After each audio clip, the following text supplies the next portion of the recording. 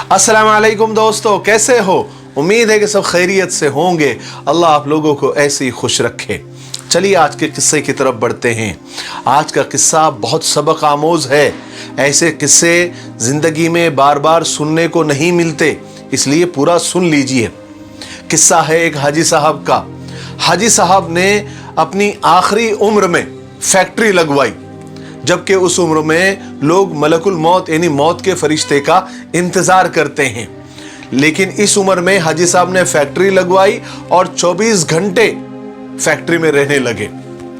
16 से 18 घंटे तक वो फैक्ट्री में काम करते और जब थक जाते तो फैक्ट्री के ही गेस्ट हाउस में सो जाते। हाजी साहब पहले ऐसे नहीं थे। हाजी साहब के अंदर ये अचानक जो चेंज आया, ये तब्दीली आई, इसने सबको हैरान कर दिया था।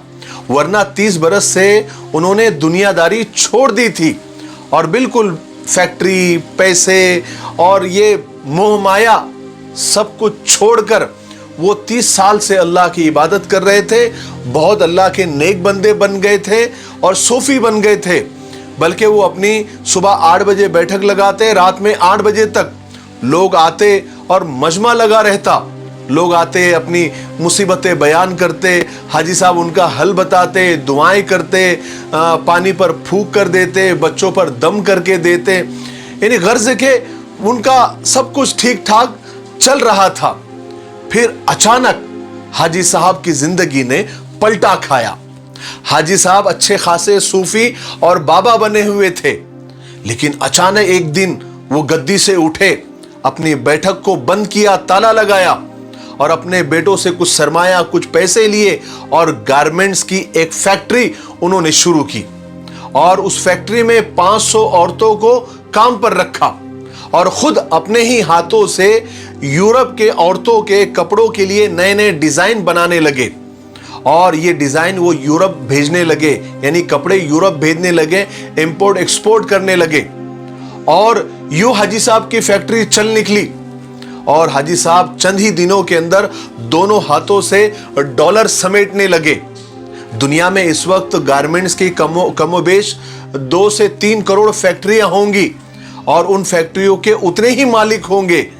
और इन 2-3 करोड़ मालिकों में हाजी साहब जैसा दूसरा कोई नहीं था। पूरी दुनिया बुढ़ापे तक कारोबार करती है, बाद में रुपया पैसा दुनिया से तौबा करके अल्लाह अल्लाह शुरू कर देते हैं। लेकिन हाजी साहब की यहां पर गंगा उल्टी ही बह रही थी।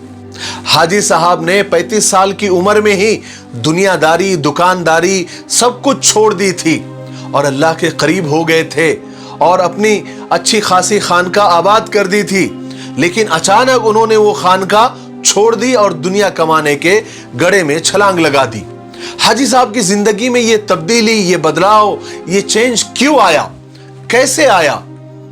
हाजी साहब की कहानी एक कुत्ते से शुरू होती है और कुत्ते पर ही खत्म होती है। हाजी साहब की गारमेंट्स की यानी कपड़ों की फैक्ट्री थी। हाजी साहब सुबह सुबह फैक्ट्री चले जाते और रात देर तक काम करते थे। एक दिन वो फैक्ट्री पहुंचे तो उन्होंने देखा कि एक दरमियानी कद काट का कुत्ता घिसट घिसट कर उनके गोदाम में दाखिल हो रहा है। हाजी साहब ने गौर किया तो पता चला कि कुत्ता शदीद जख्मी है, यानी बुरी तरह जख्मी है। शायद वो किसी गाड़ी के नीचे आ गया था, जिसकी वजह से उसकी 3 टांगे टूट गई थी और खून भी बह रहा था। वो सिर्फ एक टांग के जरिए ही अपने जिस्म को घसीट घसीट कर गोदाम तक ले आया था, यानी गोदाम तक पहुंच गया था। हाजी साहब ने जब उस कुत्ते को देखा तो हाजी साहब को कुत्ते पर बड़ा रहम आया। हाजी साहब ने सोचा कि वो कुत्ते को जानवर के डॉक्टरों के पास ले जाते हैं और उसका इलाज कराते हैं और जब कुत्ता ठीक हो जाएगा तो उसे गली में छोड़ देंगे। हाजी साहब ने डॉक्टर को कांटेक्ट करने के लिए फोन उठाया, नंबर मिलाने ही वाले थे कि अचानक उनके दिल में एक अजीब और अनोखा ख्याल आया। हाजी साहब ने फोन वापस रख दिया, बंद कर दिया। हाजी साहब ने सोचा कि कुत्ता तो बुरी तरह जख्मी है, उसकी तीनों टांगे टूट चुकी है, जबड़ा भी जख्मी है और पेट पर गहरे चोट के निशान हैं। अब इसका मतलब यह हुआ कि कुत्ता रोजी रोटी का बंदोबस्त नहीं कर सकता। हाजी साहब ने सोचा कि अब मुझे ये देखना है कि कुदरत इस कुत्ते के खुराक का, इसके रोजी रोटी का बंदोबस्त कैसे करती है। हाजी साहब ने ये देखने का फैसला कर लिया और चुपचाप बैठ गए। वो कुत्ता सारा दिन गोदाम में बेहोश पड़ा रहा।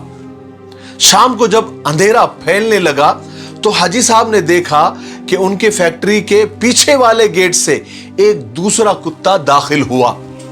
कुत्ते के मुंह में एक लंबी सी बोटी थी।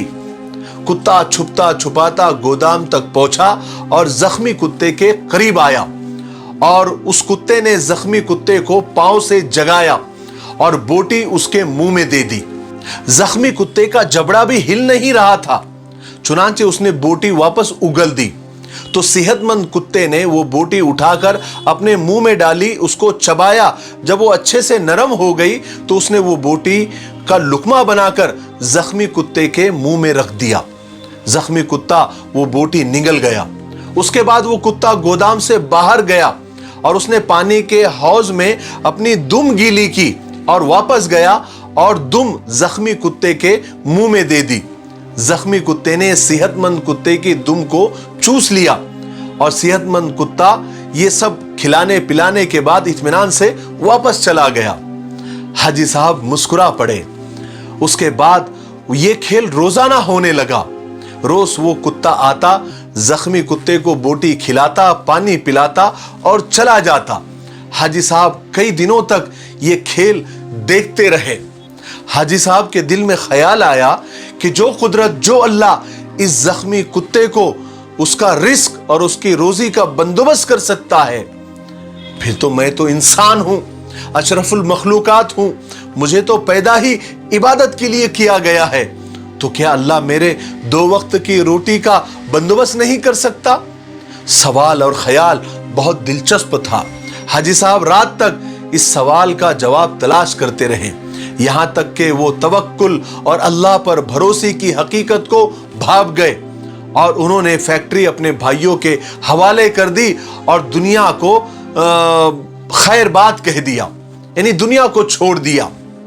और वो महीने में 30 दिन रोजे रखते और रात भर इबादत करते और अल्लाह ताला कहीं ना कहीं से उनके रिस्क का, खाने का बंदोबस्त भी कर देता और रोजे और इबादत करने की वजह से उनकी दुआएं भी कबूल होने लगी।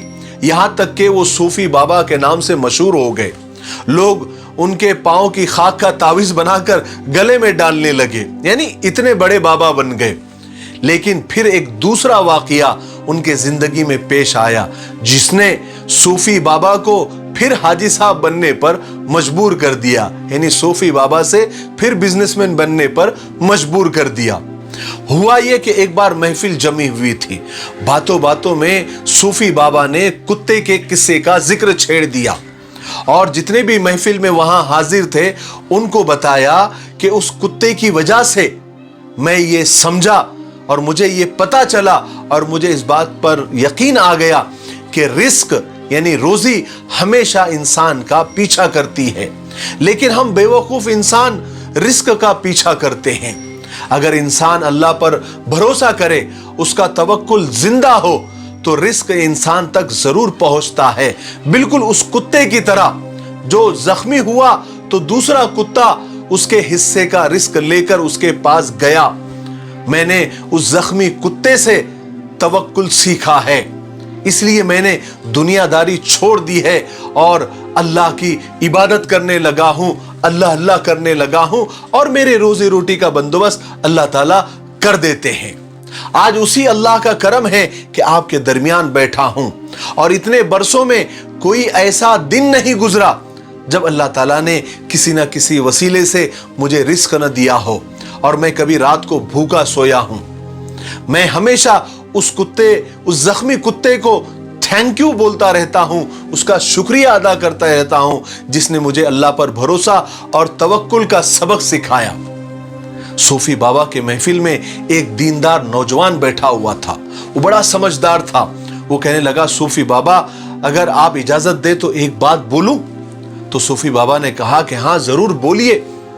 तो नौजवान कहने लगा कि इन 2 कुत्तों में अफजल यानी अच्छा जख्मी कुत्ता नहीं था, बल्कि वो कुत्ता था जो रोज शाम को जख्मी कुत्ते को बोटी चबाकर खिलाता था और अपनी गीली दुम से उसकी प्यास बुझाता था। काश आप जख्मी कुत्ते के तवक्कुल के बजाय सेहतमंद कुत्ते की खिदमत, कुर्बानी और उसके ईसार पर तवज्जो देते तो आज आपकी फैक्ट्री में 500,000 लोग काम कर रहे होते और उनके घर चूल्हा जल रहा होता। यह सुनना था कि सूफी बाबा को तो पसीना आ गया। तो नौजवान बोलने लगा, सूफी बाबा, ऊपर वाला हाथ नीचे वाले हाथ से बेहतर होता है, अफजल होता है।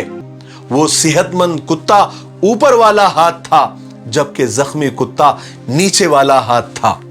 मगर अफसोस है सूफी बाबा कि आपने नीचे वाला हाथ तो देखा, लेकिन आपको ऊपर वाला हाथ नजर नहीं आया।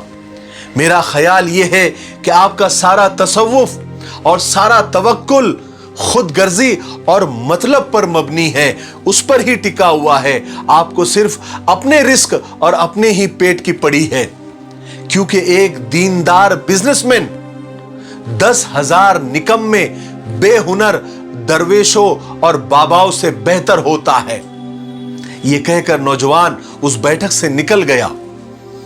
हाजी साहब ने अपना पसीना पोंछा, 2 रकात नफिल नमाज पढ़ी, तौबा किया और अपनी बैठक को ताला लगाया और जाकर फैक्ट्री खोल दी।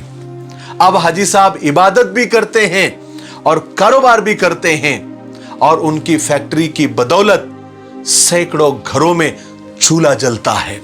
मुझे ऐसा लगता है कि अब आपको बहुत ज्यादा समझाने की जरूरत नहीं है, क्योंकि आप लोग तो काफी समझदार हो। आप लोग इस किस्से का मोरल और इस किस्से का जो सबक है वो आप समझ गए होंगे। मेरे लिए, पूरी उम्मत के लिए और पूरी इंसानियत के लिए खैर और भलाई की दुआ करते रहे। अस्सलामु अलैकुम व रहमतुल्लाहि व बरकातुहू।